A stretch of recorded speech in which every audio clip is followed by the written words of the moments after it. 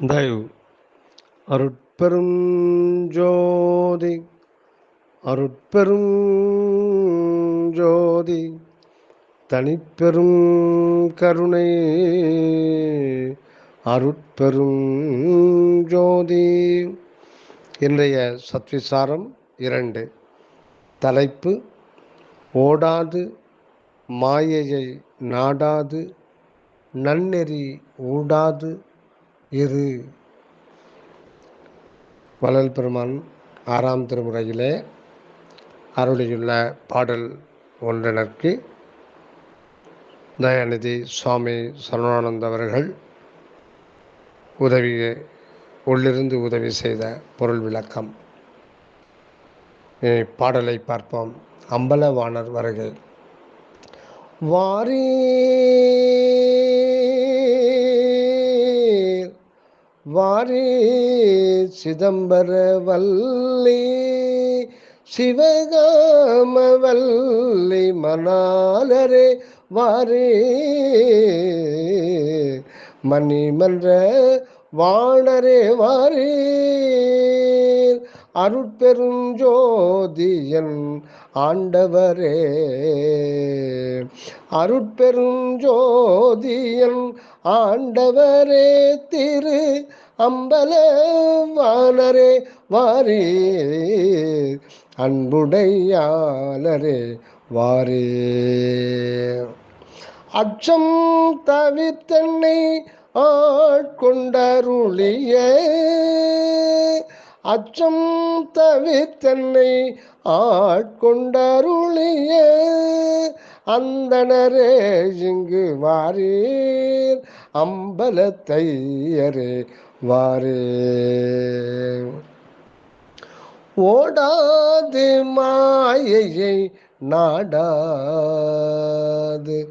ஓடாது மாயையை நாடாது நன்னெறி ஊடாதிரு என்றீர் வாரீர் வாடாதிரு என்றீர் வாரீர். ஓடாது இந்த உலகை விட்டு துறந்து ஓடாது, அதே நேரத்தில் இந்த உலக மாயையில் அகப்பட்டு சிக்கி மாயையில் வருத்தப்படாது. ஓடாது மாயையை நாடாது நன்னெறி ஊடாதிரு என்றீர் வாரீர் வாடாதிரு என்றீர் வாரீர்.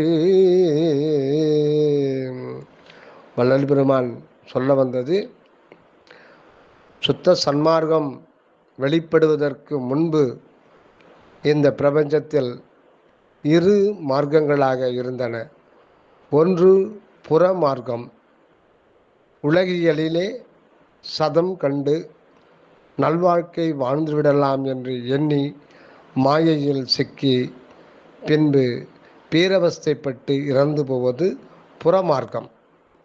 அகமார்க்கம் கற்பித்ததுதான் எல்லா சமய மத யோக மார்க்கங்கள் அனைத்தும்.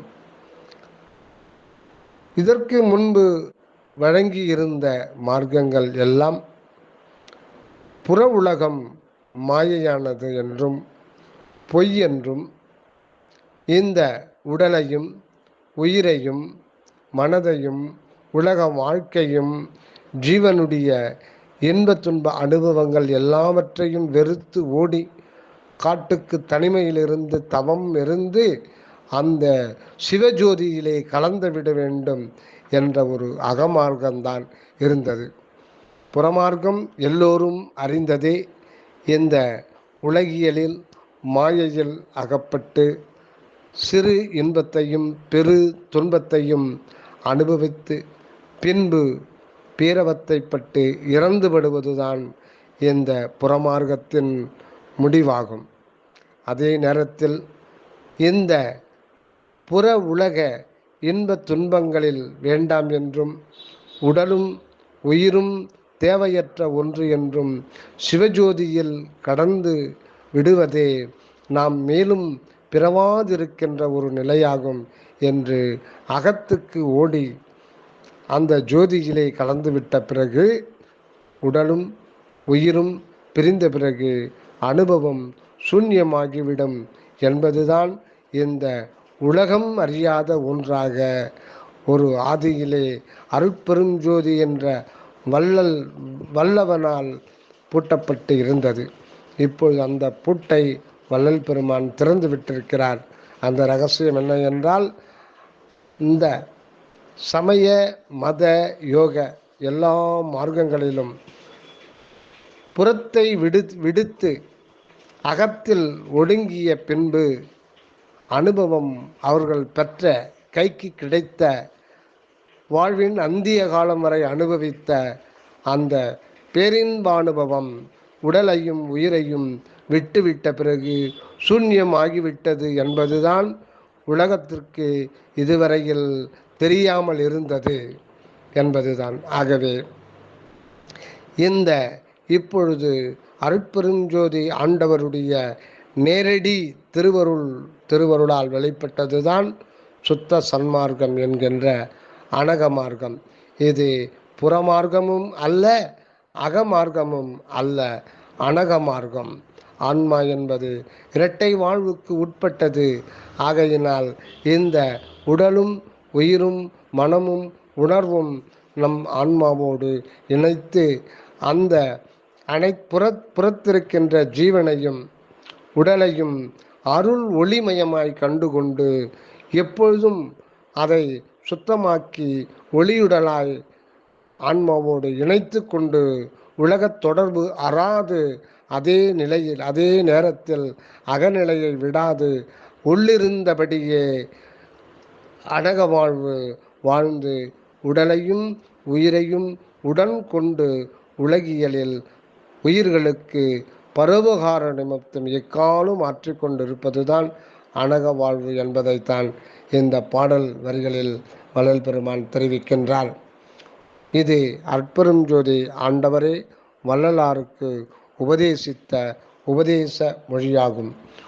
ஓடாது மாயையை நாடாது நன்னெறி ஊடாது இரு என்றீர் வாரீர், வாடாது இரு என்றீர் வாரீர் என்கின்றார். இனி இதற்கான விளக்கத்தை நமது தயாநிதி சுவாமிகள் திருவாய்மொழியை எளிய முறையில் இங்கு நமது மன்றம் பதிவு செய்கின்றது. தயவு முந்தைய பதிவிலே அருட்பெருஞ்சோதி என்ற அற்புதமான ஆண்டவருடைய உண்மை விளக்க சொற்றொடரிலே அருளும் பெரும் ஜோதியையும் தவிர இந்த மகா பிரபஞ்சத்தில் வேறு எதுவுமே இல்லை இல்லை இல்லை. ஆண்டவரும் அவருடைய அருளும் இரண்டு தனித்தனி நபர்களா என்றால் இல்லை. சர்க்கரையின் தன்மை அல்லது சுவை இனிப்பு, அதுபோல ஆண்டவரின் தன்மைதான் அருள். சர்க்கரையும் அதனுடைய தன்மையாகிய இனிப்பும் பிரிந்திருக்க முடியாது. சர்க்கரை இருக்கின்ற இடத்தில் இனிப்பு இருக்கும், அது அதனுடைய சர்க்கரையின் இயல்பு. அதுபோல அருள் அற்பெரும் ஆண்டவருடைய அன்பு இருப்பாகிய கடவுளுடைய தன்மை அருள். அவரோடு இயற்கையில் அனாதியாக அத்துவிதமாக இருப்பதுதான். இங்கு இன்றைய தலைப்பில் இந்த வினாடியில் யார் பாக்கியசாலிகள், இந்த வினாடியில் யார் பாக்கியசாலிகள் என்பதுதான் இன்றைய சத்விசார தலைப்பு. சமரச சுத்த சன்மார்க்கத்தை பின்பற்றும் நாம் முப்பொருளும் ஒன்று என்ற உண்மையை தெரிந்து கொண்டோம். அதாவது பதி பசு பாசம், அதாவது கடவுள் ஆன்மா உலகம் மூன்றும் சேர்ந்து ஒன்றுதான் என்பதை சென்ற பதிவில் கண்டோம். அருட்பெரும் ஜோதியை தவிர இந்த மகா பிரபஞ்சத்தில் வேறு எதுவுமே இல்லை என்ற உண்மையையும் தெரிந்தும் உணர்ந்து கொண்டோம். அருட்பெரும் ஜோதியே தன்னுடைய அடிநிலையில் அருவமாக இருந்தது. அருட்பெரும் ஜோதியே தன்னுடைய அடிநிலையில் அருவமாக இருந்தது. அடிநிலை என்றால் அகண்ட ஆகாச வான் பெருவெளி முற்றும் நிறைந்து உள்ளவதுதான் இயற்கை உண்மையர் ஆகிய சத்தியர், அதாவது சத்து பொருள், அதாவது அன்பு இருப்பாகிய கடவுள். அவர் அடிநிலையிலே அருவ நிலையில்தான் இருந்து கொண்டு இருந்தார், இருக்கின்றார், இருப்பார். தன்னுடைய தனிப்பெரும் கருணையால் நடுநிலையில் தன்னுடைய அருள் என்னும் தன்மையால் அல்லது தனிப்பெரும் தயவினால் தயவு என்னும் அனுபவத்தை என்றும் அனுபவிப்பதற்காகவும் மரணமில்லா அருள் வாழ்வு வாழ்வதற்காகவும் அருள் நியதியின்படி முன்னோர்களின் கோட்பாடாகிய கர்ம வினையின்படி அல்ல, அருள் நியதியின்படி ஆன்ம சிற்றணுக்களாகவும் இந்த மகா பிரபஞ்சமாகவும் விரிந்து வந்துள்ளார். அவ்வாறு அருவுருவ உருவம், அருவம், அருவுருவம், உருவம், அதாவது பதி, ஆன்மா, உலகம் என்னும் 3 நிலைகளிலும் விரிந்து வந்த அவர் தான் எடுத்து வந்த எல்லா தேக நிலைகளிலும் சிறப்பாக வாழ்ந்து வந்த போதிலும் தன்னுடைய சிதம்பரம் ராமலிங்கம் என்னும் உருவில் எழுந்தருளிய போது தயவு என்னும் தன்மை பரிபூரணத்துவம் பெற்றதால் சரியாக சொல்ல வேண்டுமானால் தயவிற்கு ஒருமை வந்ததால் தன்னுடைய முதல் முடி நிலை அனுபவத்தை, அதாவது அடிமுடி நிலையை, இதைத்தான் வள்ளல் பெருமான் அடிமுடி கண்டு எந்நாளும் அனுபவித்தல் வேண்டும் என்கின்றார். இந்த அடிமுடியை கண்டு எந்நாளும் அனுபவிக்கின்ற இடம்தான் நடு என்று சொல்லப்படுகின்ற ஆன்மாவாகும். ஆக ஒவ்வொரு தனி ஆன்மாவும் தனது தனி அனுபவத்திலே தான் மட்டும் இந்த பிரபஞ்சத்தின் மையமாக இருக்கிறது. அந்த நடு என்கின்ற ஒன்றுதான் சிற்றம்பலமாக நம் தலை நடு விளங்குகின்றது.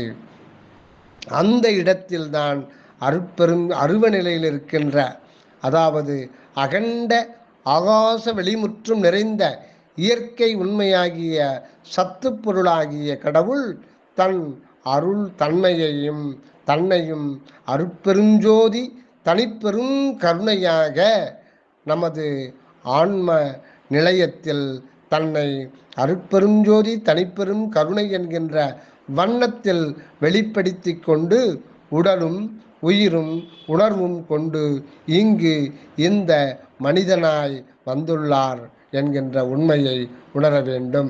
எதற்காக என்றால் தனது அடிமுடி நிலையை நமது ஆன்மாவிலே நாம் அனுபவித்து பேரானந்த அனுபவத்தோடு எக்காலும் வாழ்ந்து கொண்டே இருப்பதுதான் இந்த பிறப்பின் லட்சியம். இதுதான் கடவுளுடைய ஆணையாகவும் அவருடைய லட்சியமாகவும் இருக்கின்றது. நம்முடைய பெருமானாரின் தேகத்தில் பதிவு செய்து அவரே அந்த தேகத்தில் நித்தியமாய் மரணமில்லா அருள் வாழ்வு வாழ ஆரம்பித்து விட்டார். ஒருமை இரண்டற்ற ஒன்றாயிருத்தல். ஒருமை என்றால் என்ன? இரண்டற்ற ஒன்றாயிருத்தல். ஒருமை என்பது அருட்பெரும் ஜோதியே, ஒன்றான தன்மை. தேனும் அதன் தன்மையாகிய அல்லது சுவையாகிய இனிப்பும் இரண்டற்ற ஒன்றாய் இருத்தல் போல் நாமும் இறைவனும் இரண்டற்ற ஒன்றாய் இங்கு இந்த தேகத்திலே தலை நடுவிலே சிற்றம்பலத்திலே விளங்கி கொண்டிருக்கின்றோம். அவருடைய அருள் தன்மைதான் இங்கு உண்மை மனிதனாய் நாமாய் அவரே இங்கு நாமாய் விளங்கி கொண்டிருக்கின்றார். உலகம் படைக்கப்பட்டது அருள் நியதியினால்தான் என்பதையும், அருள் நியதியின் கோட்பாடு, நோக்கம், செயல்பாடு அனைத்தும் தயவிற்கு ஒருமை வரச் செய்து மரணமில்லா அருள் வாழ்வு வாழ வைப்பதுதான் என்பதை தெரிந்து கொண்டோம். அருள் நியதி தனிப்பெரும் கருணையை அல்லது தனிப்பெரும் தயவை மட்டுமே அடிப்படையாக கொண்டது. ஐந்தொழில் செய்யும் அளவிற்கு உயர்ந்த ஆன்மாக்களோ அல்லது கீழ்நிலையில் உள்ள ஆன்ம சிற்றணுக்களோ யாராக இருந்தாலும் சரி, சுருக்கமாக முப்பொருளில் எப்பொருளாக இருந்தாலும் சரி, தயவிற்கு ஒருமை வரச் செய்யும் வரை பல பல பிறப்புகளை தந்து நம்மை பக்குவப்படுத்துவது அருள் நியதி. இதற்காகவே இறைவன் மாயையையும் கர்ம வினையையும் வருவித்துள்ளார். மற்றபடி கர்ம வினையால் அல்லது கண்ம வினையால் நல்வினை தீவினைகளாய் மனிதனை வருந்தச் செய்து வேடிக்கை பார்க்க அல்ல அந்த அருள் நியதி. மனிதன் அகம் திரும்ப வேண்டும், ஆனந்த வாழ்வில் வாழ வர வேண்டும். அதற்கு அந்த இறைவனுக்கு நாம் வழிவிட வேண்டும். அந்த வழிக்கு தடையாயிருப்பது நான் எனது என்கின்ற தற்போதும். ஆக மனிதன் நான் என்ற ஒன்று தனியாக இல்லை, தனியாக இருக்கவும் முடியாது. இல்லது வாரா, உள்ளது போகா. மனிதன் தன்னை பிறப்புக்கு இறப்புக்கும் உட்பட்டவன் என்று கண்ணால் பார்த்தும் காதால் கேட்டும் நினைந்தும் முடிவு செய்த ஒன்று தவறாகும். நாம் கண்ணால் பார்க்கின்ற எல்லாமே பொருள்தானே ஒழிய உண்மை மனிதன் அல்ல என்பதை அறிந்து கொண்டு உள் உணர்ந்து உள்நிலையை அகநிலையை தேர்ந்து கொண்டு அனக வாழ்வு வாழ வேண்டும் என்பதே அந்த திருவருளின் விருப்பமாக இருக்கின்றது. அதற்காகவே இந்த உலகம் பிரபஞ்ச இயக்கம் ஆதி தொட்டு நடைபெற்று கொண்டு வருகின்றது. இதற்காகத்தான் உரைநடை பகுதியில் ஐந்தொழில் செய்யும் ஒவ்வொருவருக்கும் அந்த பதவியின் கால அளவு எவ்வளவு என்று நம் பெருமானார் தெளிவாக விளக்கியுள்ளார். சரி, அவர்கள் பதவிக்காலம் முடிந்த பின் அந்த ஆன்மாக்களுக்கு அருள் நியதிப்படி என்ன நடக்கும்? மீண்டும் தேகம் கொடுக்கப்படும். சரி, அப்படியானால் எத்தனை முறைதான் மீண்டும் மீண்டும் பிறந்து வருவது? பதில், அருள் நியதிப்படி தயவிற்கு ஒருமை வரும் வரை அதனுடைய முடிநிலையாகிய உருவ, அருவுருவ, அருவ என்னும் 3 நிலைகளிலும் சுத்த பிரணவ ஞான தேகத்தோடு என்றும் மரணமில்லா அருள் வாழ்வு வாழும் வரை பிறப்பு இறப்பின் தொடர்ச்சி அருள் நியதியின்படி வழங்கப்பட்டு கொண்டே இருக்கப்படும். அதாவது இந்த உடல் என்பது உருவம், தூல சரீரம். இதுவே முப்பொருளில் கடைசியாக இருக்கும் பாச நிலையாகும். அடுத்து இதற்கு உள்ளீடாக இருந்து இந்த பாசத்தை தொடர்புபடுத்தி கொண்டு இருப்பது எது என்றால் அதுதான் பசு என்று சைவ சித்தாந்தத்தில் சொல்லப்படும் ஆன்மா ஆகும். இதுதான் அருவுருவ நிலையாகும். இதுவே சூக்கும உடல் ஆகும். இதற்கு உள்ளீடாக இருப்பதுதான் அகண்ட வெளிமுற்றும் நிறைந்த இறைவன். அப்படியே இங்கு நம் தலைநடுவில் அருவ நிலையில் இருக்கின்ற ஆண்டவர் வெளிப்பட்டு அருள் ஒளியாக இருக்கின்றார். ஆனால் நமக்கு அது காரண நிலையாக இருக்கின்றது. ஆக சுத்த சன்மார்க்கத்தின் மூலம் இந்த பாசமாகிய இந்த உருவத் தோற்றம் கொண்ட உடலை சுத்த தேகமாகவும் சூக்கும தேகமாகிய அருவுருவ நிலைதனை பிரணவ தேகமாகவும் அதாவது அருட்பிரகாச வடிவமாகவும் மாற்றிக்கொண்டு மேல் ஆதியாகி இருக்கின்ற அருவ நிலையில் இருக்கின்ற அந்த காரண தேகத்தை ஞான தேகமாகவும் மாற்றிக்கொண்டு முத்திரல் வடிவொடு, அதாவது திரிதேக சித்தியொடு எக்காலும் அழியாத மரணமில்லா பெருவாழ்வில் ஆனந்த பெருவாழ்வில் வாழ்வதே சுத்த சன்மார்க்கத்தின் முக்கிய லட்சியமாகும். இந்த பிறப்பின் லட்சியமாகும் அருட்பெருஞ்சோதி ஆண்டவருடைய ஆணையாகும். அதுவரை, அந்த அகநிலைக்கு திரும்பும் வரை, அகமிருந்து அருளாலே அனகமுற்று வாழும் வரை இந்த பிறப்பு இறப்பு தொல்லை தொடர்ந்து கொண்டேதான் இருக்கும். சற்று கவனித்து பாருங்கள். இந்த வினாடியில் யார் பாக்கியசாலிகள்? ஐந்தொழில் செய்பவர்களா? சக்தி சத்தர்களா? சித்தர்களா? முத்தர்களா? தேவர்களா? சற்று கவனித்து பாருங்கள். இந்த வினாடியில் யார் பாக்கியசாலிகள்? ஐந்தொழில் செய்பவர்களா? சக்தி சத்தர்களா? சித்தர்களா? முத்தர்களா? தேவர்களா? அல்லது கிடைத்தற்கு அரிய மானிட தேகத்தை கையில் வைத்து கொண்டிருக்கும் நாமா? சுருக்கமாக, பல கோடி வருடங்கள் கழித்து மீண்டும் மானிட தேகம் பெற இருப்பவர்களா? அல்லது மானிட தேகம் எடுத்து சுற்றி கொண்டிருக்கும் நம்மை போன்ற ஆன்ம சிற்றணுக்களா? கையில் வெண்ணெயை தேகத்தை வைத்துக்கொண்டு நெய்யிற்காக, அதாவது மரணமில்லா அருள் வாழ்விற்காக சுற்றி கொண்டிருப்பவர்கள்தான் நம்மில் பல ஆன்ம சிற்றணுக்கள். சரி, அருட்பெருஞ்சோதியே எல்லாமாகவும் இருக்கின்றார்.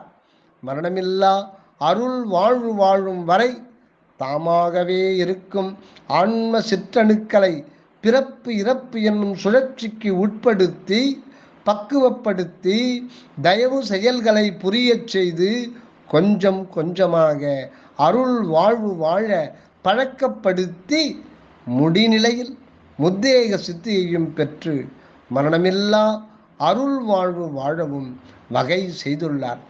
அப்படியானால் தயவு செயல்களை புரிந்துதான் மேல்நிலைக்கு போக முடியும் என்றால் அதை எவ்வாறு செய்வது? எவ்வாறு நம்மில் இருந்து வீசும் தயவு ஒளியை பிரகாசிக்கச் செய்வது? அப்படியானால் தயவு செயல்களை புரிந்துதான் மேல்நிலைக்கு போக முடியும் என்றால் அதை எவ்வாறு செய்வது? எவ்வாறு நம்மிலிருந்து வீசும் தயவு ஒளியை பிரகாசிக்கச் செய்வது? ஓடாது மாயையை நாடாது என்னும் நம் பெருமானாரின் அருள் வரிகளே நமக்கு வழிகாட்டுகின்றது. ஓடாது மாயையை நாடாது என்னும் நம் பெருமானாரின் அருள் வரிகளே நமக்கு வழிகாட்டுகின்றது. அதாவது நம் ஒவ்வொருவருக்கும் ஒவ்வொரு விதமாக தனித்துவம் வாய்ந்த வாழ்க்கை சூழல்களை உருவாக்கி தந்துள்ளார் நமது இறைவன்.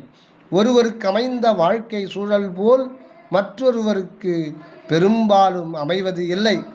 ஒருவருக்கு ஒரு நாட்டின் பிரதமர் என்ற சூழல், மற்றொருவருக்கு இல்லறத்தான் என்றொரு சூழல், ஒருவருக்கு துறவரத்தான் என்று சூழல், ஒருவருக்கு தையல்காரர் என்று ஒரு சூழல், ஒருவருக்கு மருத்துவர் என்று சூழல், ஒருவருக்கு பொறியாளர் என்று ஒரு சூழல், இன்னும் பற்பல.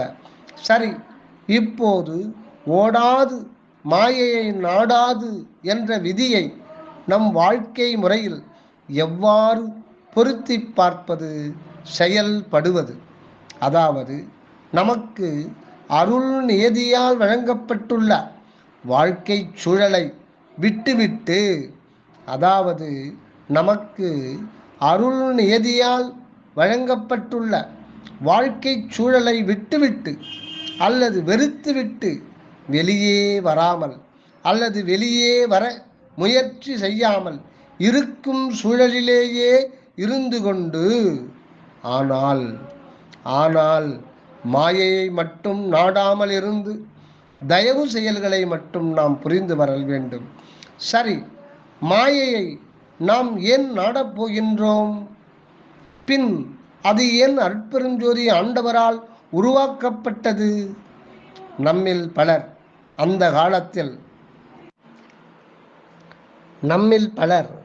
அந்த காலத்தில் ஆடுகளை மேய்ப்பதை பார்த்திருப்போம். ஆடுகள் சிதறிவிடா வண்ணம் அதை ஒருங்கிணைப்பதற்காக நாய்கள் அந்த ஆட்டு மந்தையை சுற்றி வளைத்து காத்து நிற்கும். அதுபோலத்தான் இந்த மாயையும் நோயும் பேயும் பசியும் வறுமையும் செல்வமிகு தன்மையும் பதவியும் பட்டும் பகட்டும் என்னும் மற்றவைகள் எல்லாம் நம்மை தயவின் பாதையில் வாழ பக்குவப்படுத்தத்தான் இவைகள் அனைத்தும் இறைவனால் அனுபவித்து பின் உண்மையை தெளிந்து கொள்ளும் நோக்கத்துடன் படைக்கப்பட்டுள்ளன. சரி, ஒரு செயலை நாம் செய்கின்றோம், அது தயவு செயல்தான் என்று எவ்வாறு தெரிந்து கொள்ளுவது? ஒரு உதாரணத்திற்கு, ஒரு மருத்துவர், அதாவது சன்மார்க்கி, ஒரு நோயாளி, மருந்து, இந்த சூழலை எடுத்துக்கொள்வோம். சன்மார்க்கிகளாகிய நமக்கு மருத்துவருக்கு முப்பொருளும் ஒன்று என்ற உண்மை, சன்மார்க்க மருத்துவருக்கு முப்பொருளும் ஒன்று என்ற உண்மை நன்கு தெரியும். அதாவது மேலே உள்ள மூன்றும் அருட்பெரும் ஜோதிதான் என்பதில் எல்லளவும் சந்தேகமில்லை நமக்கு. ஆனால் அங்கு மருத்துவராகிய சன்மார்க்கிக்கு எதிரில் இருக்கும் நோயாளியை அருட்பெரும் ஜோதியாக பார்க்கும் அளவிற்கு பக்குவமில்லை. சரி, இப்போது என்ன செய்யலாம்? எல்லா உயிர்களையும் தன்னுயிர் போல் எண்ணுக, எல்லா உயிர்களையும் தன்னுயிர் போல் எண்ணுக என்பது நம்முடைய பெருமானாரின் அருள் வாக்கு. எல்லா உயிர்களையும் அருட்பெருஞ்சோதியாக பார்ப்பதில் சிரமம் இருக்கும் பட்சத்தில் தயவின் அடிப்படையில் எல்லா உயிர்களாகவும் இருப்பது நான் தான் என்று பார்ப்பது மிக எளிது. அதாவது மருத்துவராகிய நான் தான் எனக்கு எதிரில் நோயாளியாக மிக வாடிப்போய் அமர்ந்து உள்ளேன் என்பதை உணர்ந்து தெளிந்து கொண்டால் என்னை நானே மேலேற்றிவிட வேண்டும், தூக்கிவிட வேண்டும் என்ற தயவு சிந்தனை வந்துவிட்டால் அங்கு நடைபெறும் செயல் தயவு செயலாக மட்டும்தான் இருக்கும். இங்கு மாயைக்கு இடமே இல்லை. இவ்வாறுதான் நம் தினசரி வாழ்வில் எதிர்கொள்ளும் ஒவ்வொரு சின்ன சின்ன விஷயங்களையும் செயல்களையும் ஓடாது, மாயையை நாடாது, நன்னெறி ஊடாது என்னும் அருள் நியதியின்படி தயவு செயல்களை புரிந்து தயவிற்கு ஒருமை வரவேண்டும் என்னும் மேல்நிலையை நாம் அடைய இயலும். இந்த தயவு நெறிமுறையை தவிர வேறு எந்த தயவு இல்லாமல் மருந்து, மந்திரம், மணி, யந்திரம், தந்திரம், உபாவாசனம், யோகம் இவைகளால் மரணமில்லா அருள் வாழ்வை பெற்றுத்தர இயலவே இயலாது. மருந்து, மந்திரம், மணி, யந்திரம், தந்திரம், உபாவாசனம், யோகம் இவைகள் உபாய கருவிகளே. தேகம் இருக்கும் வரைத்தான் அவைகளின் செயல்பாடுகளும், தேகம் போனால் அவைகளும் போய்விடும்.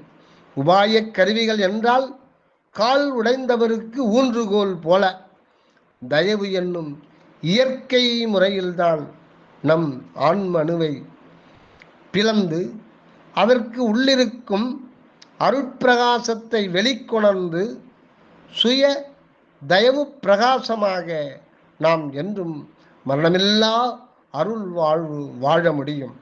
நாம் தற்போது வாழ்ந்து வரும் தயவில்லா உலகியல் வாழ்வை தயவினால் வாழும் அருள் வாழ்வாக மாற்றி வாழத்தான் நம் பெருமானார் வம்மின் இங்கே வம்மின் இங்கே என்று ஞானசரியை பாடலிலே 15 முறை அழைக்கின்றார்.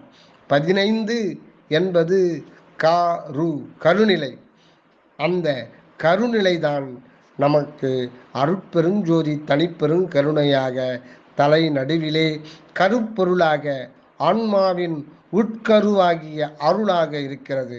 ஏதான் வள்ளல் பெருமான் கருவில் கலந்த துணையே என்கின்றான். ஆனால் அந்த மூல கருநிலையை அறியாமல் நாம் கருநெறியில், அதாவது தாய் வயிற்றில் புகுவதும் பிறப்பதும் இறப்பதுமாக கருநெறியில் விழுந்து கொண்டிருக்கிறோம். ஆனால் தான் வள்ளல் பெருமான் கருவில் கலந்த துணையே என்று, கரு என்பது இங்கு ஆன்மாவின் உட்கருவாக இருக்கும் திருவருளை குறிக்கிறது. அதுவே புறத்தில் மாறுபாடான பொருளை குறிக்கிறது. அதாவது கருநெறி விழுந்து உழலாதீர் என்கின்றார். கருநெறி என்பது மீண்டும் மீண்டும் தாய் கருப்பையில் புகுந்து பிறந்து பிறந்து இறந்து கொண்டு வீண் போவது ஆகும். ஆகவே எந்த கருநிலைக்கு நாம் வர வேண்டும். இதைத்தான் வள்ளல் பெருமான் மேட்டுக்குப்பத்திலே தனது ஒளியுடலை முளைத்து கொள்ளும் போது 10-15 தினங்கள் நாம் உள்ளே இருக்கப் போகிறோம் என்று சொன்னார். 10 என்பது ஆன்மானுபவத்தையும், அந்த ஆன்மானுபவம் என்கின்ற உயிர் அனுபவத்திற்கு பிறகு அருள் அனுபவம் கிடைக்க வேண்டும். அந்த அருள் அனுபவத்தான் 15 என்று சொல்லப்படுகிறது. 15 என்கின்ற எண் தமிழில் எழுதும்போது ரு என்கின்ற கருநிலை, ஆன்ம உட்கருநிலையை, அருள் நிலையை குறிக்கின்றது. வாழ்வோம் அருள் வாழ்வை இப்போதே, வாழ்வோம் அருள் வாழ்வை இப்போதே. யார் பாக்கியசாலிகள்? இந்த அரிய மனித தேகத்தை பெற்றுக்கொண்டுள்ள இந்த உலகத்தில், இந்த பூமியிலே வாழ்கின்ற 800 கோடி மக்களும் தான் பாக்கியசாலிகள்.